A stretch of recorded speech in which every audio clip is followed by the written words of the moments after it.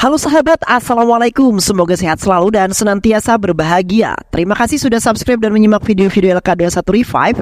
Semoga Tuhan Yang Maha Esa selalu memberikan rezeki yang berlimpah ruah untuk sahabat semua. Nah, sebelum kita masuk ke alur ceritanya, kita sapa-sapa dulu nih para penonton setia LK21 Revive. Terima kasih buat Apri Irwandi dari Palembang, Lisa dari Demak, Yusuf Berlianggri dari Riau, Mr. Nobody dari Jombang, Muhammad Panawangan, Ikal TDR dari Bogor, Dananjaya dari Palembang, Chandra Aisyah, Mas Otoy dari Ciamis, Ebi Ajah dari Magelang, Acul Ajah dari Palopa. Dan buat teman-teman semua yang belum mimin sapa, nanti di next video ya. Oke, kali ini LK21 Revive akan membawakan sebuah alur cerita film yang berjudul Yatra 2 2024. Bagaimana keseruan filmnya? Tanpa banyak basa-basi lagi, ini dia alur ceritanya.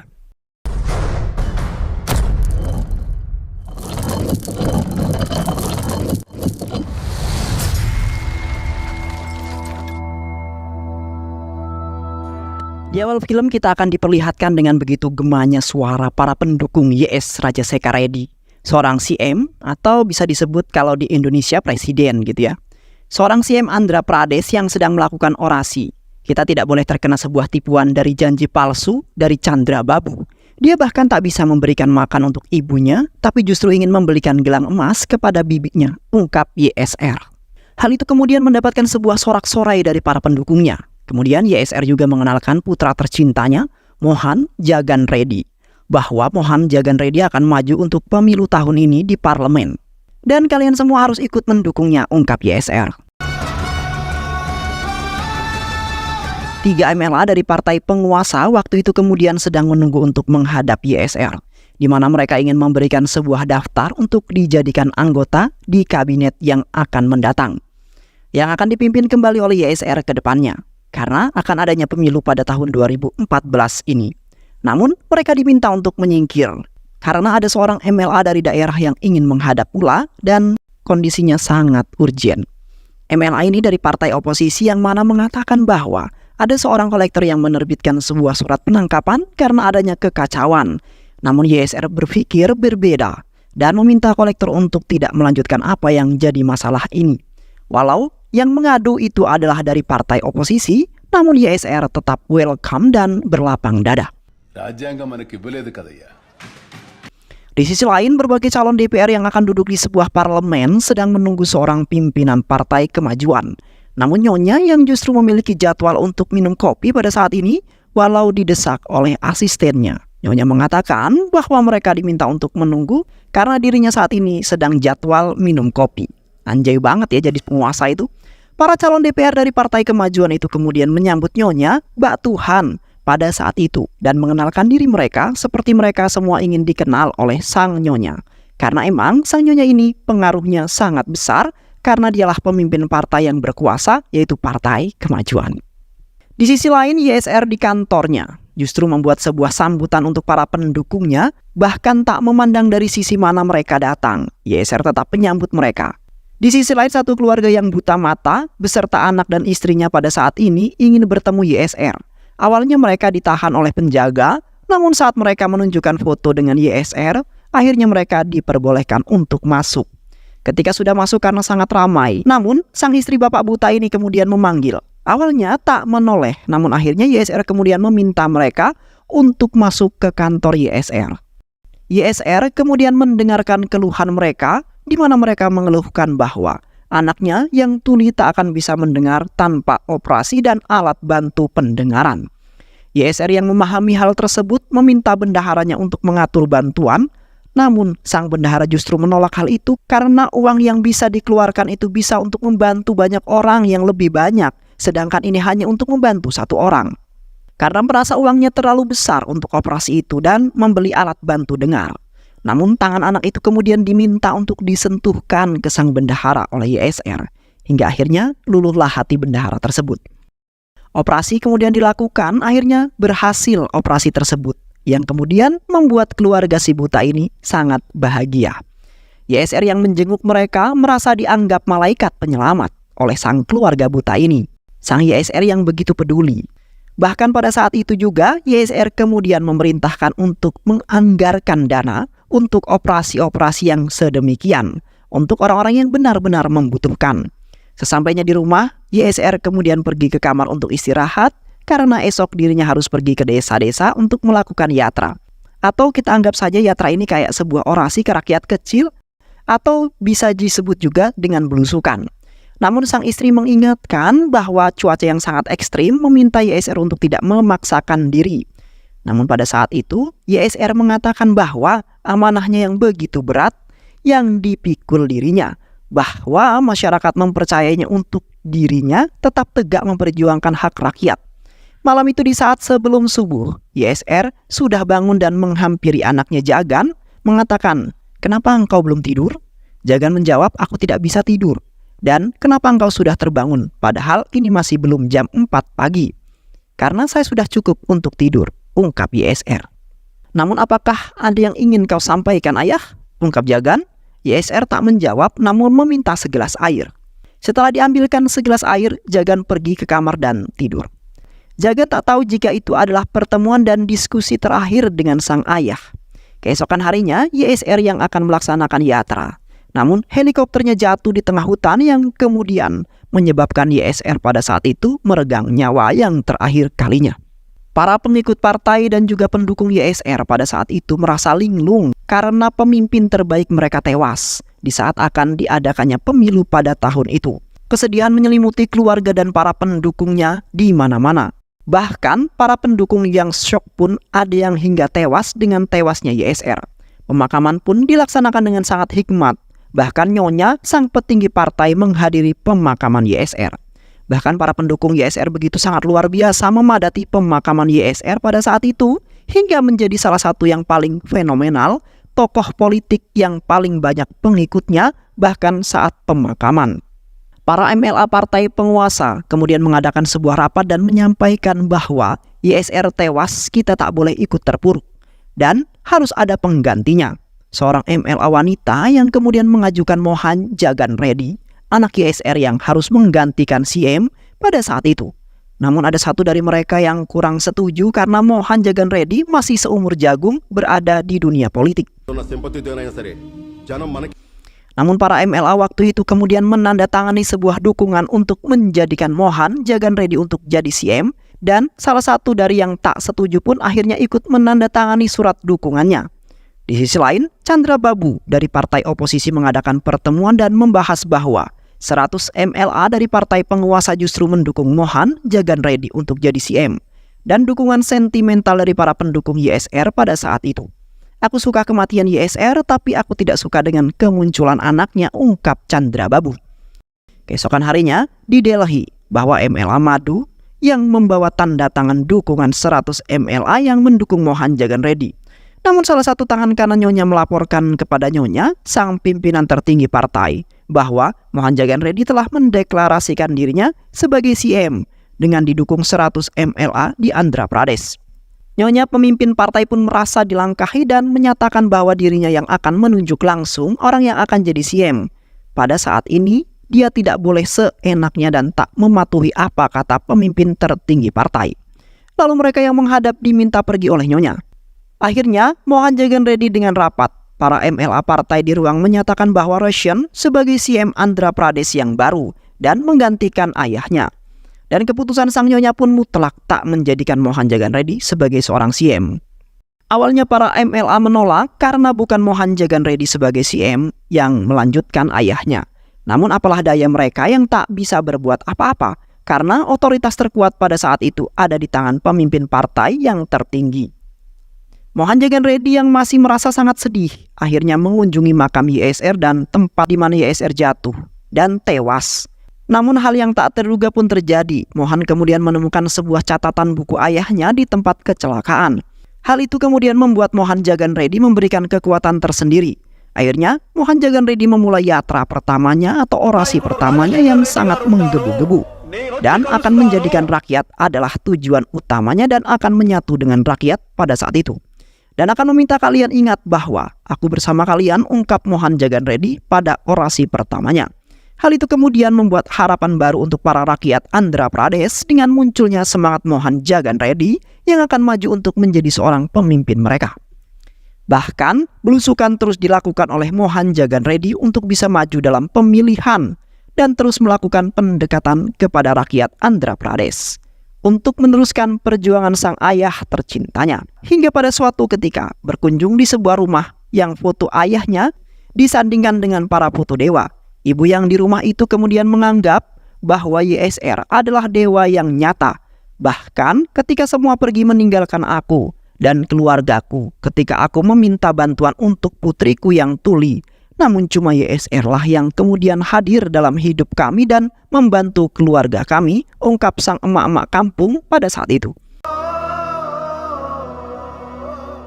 MLA Andhra Pradesh mulai resah dan pada saat itu seorang sekretarisnya Nyonya justru mengkompori Nyonya bahwa Jagan melakukan orasi tanpa izin dengan Nyonya.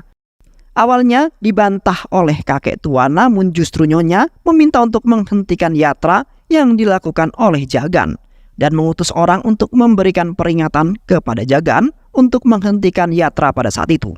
Namun Jagan Reddy yang di-stop justru mengatakan bahwa aku melakukannya untuk ayahku. Dirinya tidak akan menghentikan yatra apapun konsekuensinya.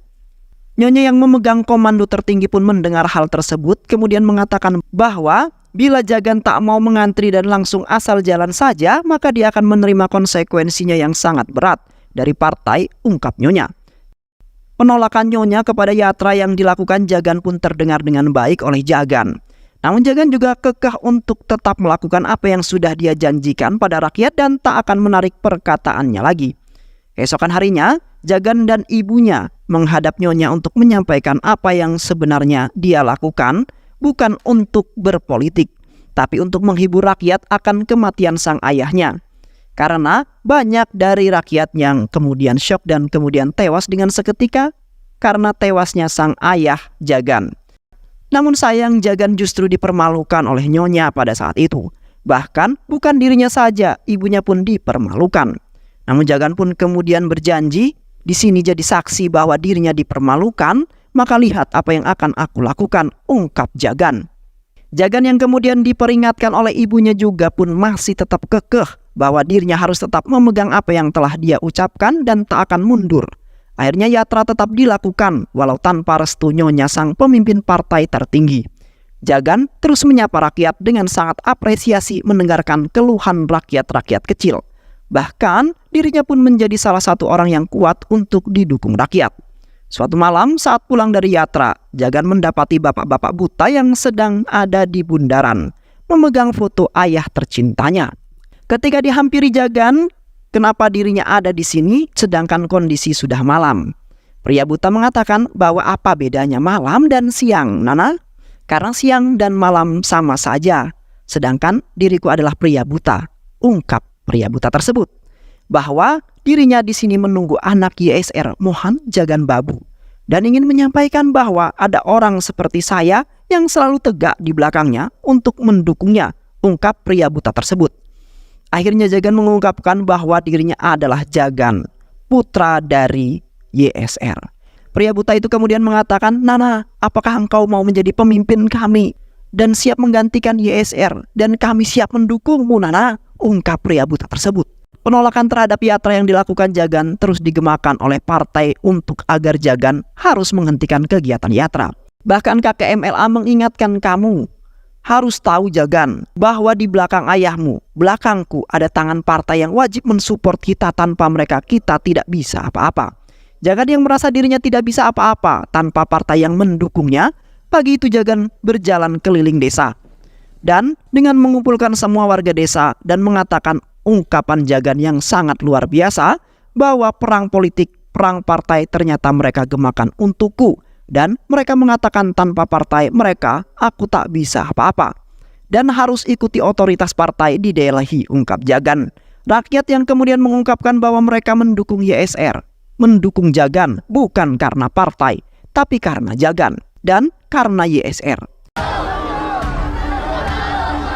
Hal ini kemudian Jagan membuat pertemuan pers dan mengatakan di media bahwa dirinya memutus semua hubungan dengan Partai Kemajuan dan mundur dari MLA dan Partai Kemajuan. Segalanya yang dilakukan Partai Kemajuan tidak lagi menjadi hubungannya denganku. Dan aku saat ini membuat partai baruku, YSR. Hal itu kemudian menjadi sambutan yang sangat antusias terhadap partai baru yang akan menjadikan Jagan maju jadi seorang CM pada saat itu. Yatra pun terus dilakukan oleh Jagan dengan menyapa para orang-orang kecil dan membuat sebuah diskusi bersama orang-orang kecil. Mendengarkan keluh kesah mereka, Partai Kemajuan resah akan hal ini, yang kemudian mereka akan membuat skema apapun untuk membuat Jagan gagal dalam menjadi seorang CM Andhra Pradesh. Bahkan Partai Kemajuan terus menghasut para MLA yang ada untuk membuat Jagan tidak menang dalam pemilu tahun ini. Namun pendukung Jagan pun semakin hari semakin membludak. Bahkan pada saat itu, 18 MLA yang berdomisili di Andhra Pradesh pun mengundurkan diri dari MLA-nya hanya untuk mendukung Mohan Jagan Reddy. Because of Jagan Reddy. Partai oposisi Chandrababu pun merasa resah akan hal tersebut. Hingga Mohan Jagan Reddy kemudian dituduh melakukan sebuah korupsi sebanyak 1 lakhs crore rupiah. Namun Jagan tak menganggap serius itu semua, bahkan terus melakukan kampanyenya. Namun partai-partai penentang Jagan terus mencari kesalahan-kesalahan Mohan Jagan Reddy hingga penyelidikan pun dilakukan. Dan Mohan Jagan Reddy digelandang ke kantor polisi dengan banyaknya dakwaan terhadap dirinya yang menyebabkan dirinya harus mendekam di dalam penjara pada saat itu. Para pendukung Jagan bukannya berkurang tapi justru terus bertambah pada saat itu. Partai Kemajuan merasa khawatir hingga terus mengawasi Jagan Reddy yang ternyata Jagan yang di dalam penjara justru tidur dengan sangat santainya. Bahkan salah satu MLA mengatakan bahwa Jagan Reddy berasal dari Kadapa yang biasa dengan panas dan masalahnya. Hingga istri dan ibunya kemudian menjenguk, awalnya mereka sedih dengan Jagan yang dipenjara. Namun justru Jagan membuat semangat baru dan kemudian membuat ibunya naik ke atas untuk menggantikan Jagan dalam berkampanye dan melanjutkan kepercayaan MLA dan rakyat pada mereka. Kampanye Yatra terus dilakukan oleh sang ibu Jagan hingga ke pelosok-pelosok negeri. Partai Kemajuan yang merasa tidak adanya peluang untuk menang kemudian mengutus sang kakek yang setia pada YSR pada waktu itu untuk merayu Jagan agar bisa masuk kembali ke Partai Kemajuan. Reddy. Namun hal itu kemudian sia-sia karena Jagan tetap kokoh pada pendiriannya. Akhirnya Jagan yang terus diselidiki tidak memiliki kesalahan dan akhirnya bebas dari penjara pada saat itu juga. Dirinya disambut dengan sangat bahagia oleh para pendukungnya dan keluarga saat pulang. Masa kampanye pun sudah masuk dan dari 3 partai, Partai Jagan, Partai Kemajuan dan Partai Chandrababu akan bersaing untuk memperebutkan kursi CM pada saat itu. Namun justru Chandrababu memainkan trik yang sangat luar biasa di mana Chandrababu membuat sebuah program penghapusan pinjaman para petani. Bahkan petani tidak akan lagi memiliki tanggungan pinjaman. Justru Chandrababu akan menanggung semuanya. Hal ini sangat menarik para masyarakat dan Mohan Jagan Reddy yang mendengar hal itu. Kemudian diminta penasehatnya untuk meluncurkan program yang sama agar dirinya bisa bersaing dan menang dalam pemilu tahun ini. Namun Jagan justru tidak membuat hal itu dan dirinya tetap dengan sikap yang ketegasannya. Dengan janji yang tidak muluk-muluk ke masyarakat. Namun dia berjanji akan mengemban amanah rakyat dengan sangat. Bahkan dirinya tidak akan membuat janji palsu, ungkap Jagan. Pengumuman pemilu pun diumumkan bahwa Partai Naidu milik Chandrababu memenangkan dan memimpin dengan selisih suara 1% saja. Partai Kemajuan tidak sedih karena yang penting bukan Jagan Reddy yang menang. Namun Jagan yang justru tidak sedih sama sekali. Bahkan dirinya menjadi partai oposisi yang sangat kuat, di mana dirinya menduduki 67 kursi dari 75 kursi yang ada. Sehingga dirinya menjadi presiden oposisi yang kuat, di mana dirinya menduduki 67 kursi dari 75 kursi yang ada, sehingga dirinya menjadi presiden oposisi yang kuat. Hal ini justru membuat Chandrababu jadi agak geram akan pengakuan Mohan Jagan Reddy. Chandrababu yang pada saat pagi itu mengungkapkan bagaimana aku bisa tidur setelah kemenangan, sedangkan selisihnya hanya 1% saja. Sehingga hal ini tidak perlu dirayakan. Bahkan bila saya tidur lebih lama, 2 jam, maka musuh saya akan bangun lebih awal, ungkap Chandrababu. Keesokan hari, di sebuah majelis, Mohan Jagan Babu pun mengungkapkan bagaimana mereka bisa tersenyum karena mereka hanya menang dengan selisih 1% saja. Hal itu kemudian membuat Chandrababu geram dan membuat MLA yang duduk di belakang partai Mohan Jagan Babu terus difitnah dan ditangkap dengan tuduhan-tuduhan korupsi dan lain-lainnya. Bahkan mereka bila masih ingin hidup harus berpindah partai. Bahkan ada salah satu mereka yang menolak. Namun saat ditawari sebagai ketua menteri, mereka luluh dan gabung dengan partai yang berkuasa. Hal itu menjadi pukulan yang amat untuk Mohan Jagan Reddy. Pada saat itu karena banyak MLA di bawah partainya pindah ke bangku partai Chandrababu. Mohan Jagan Reddy yang memberikan pembelaan namun tetap saja menjadi sebuah ejekan untuk dirinya pada saat itu. Hingga akhirnya dirinya memutuskan untuk meninggalkan majelis. Chandrababu yang menghina karena Mohan sebagai pengecut. Namun Mohan Jagan Reddy menjawab, bukan aku takut dan pengecut meninggalkan majelis ini. Namun kamu tidak akan tahu caraku berpolitik dan apa yang aku lakukan pada saat ini. Namun yang perlu kamu tahu bahwa aku adalah putra YSR. Mohan Jagan Reddy yang pulang ke rumah merasa memang tekanan yang begitu berat pada saat itu. Menyebabkan dirinya kemudian mendatangi makam ayahnya hingga dirinya tertidur dan bermimpi bersama YSR. Dalam mimpinya kemudian memberikan pesan kepada Mohan Jagan Reddy. Baik itu kehidupan atau politik, kesabaran dan daya tahan sangatlah penting. Bahkan orang yang terkuat pun tidak bisa menang atas lautan. Tapi jika seseorang memiliki kepercayaan kepada Tuhan dan memiliki sikap pantang menyerah, maka laut pun akan membantumu menemukan jalan. Aku menceritakan ini kepadamu berdasarkan pengalaman politikku. Jangan mencoba menjadi pemimpin dengan mempercayai politisi lain. Kenali orang-orang dengan baik. Percayalah pada orang-orang dan tumbuh menjadi pemimpin rakyat. Ungkap YSR dan Mohan Jagan Reddy terbangun dari tidurnya. Tahun terus berganti, bahkan kini Mohan Jagan Reddy dengan semangat baru terus melakukan yatra. Bahkan tak kenal dengan lelah, namun justru rakyat benar-benar mengikuti Mohan Jagan Reddy dengan sangat antusias melebihi tahun pemilu sebelumnya. Pemilu tahun 2019 pun digelar kembali. Bahkan Chandrababu, sang partai penguasa, terus melakukan politisi uang untuk mencari suaranya. Namun di sisi lain, Mohan Jagan Babu yang semakin dekat dengan rakyat dan benar-benar menyatu dengan rakyat. Akhirnya, pengumuman pemilu tahun 2019 pun diumumkan dengan pemenangnya mutlak partai Mohan Jagan Babu dengan pemecah rekor bahwa politikus muda yang dapat mendapatkan kepercayaan rakyat secara penuh. Dan hari itu adalah hari kemenangan. Dan film pun selesai. Baik sahabat, itulah alur cerita film dari film yang berjudul Yatra 2 2024. Bagaimana keseruan filmnya? Mudah-mudahan sahabat semua terhibur dengan alur cerita film ini. Dan jangan lupa untuk subscribe, like, dan share video ini. Sehat selalu. Assalamualaikum warahmatullahi wabarakatuh.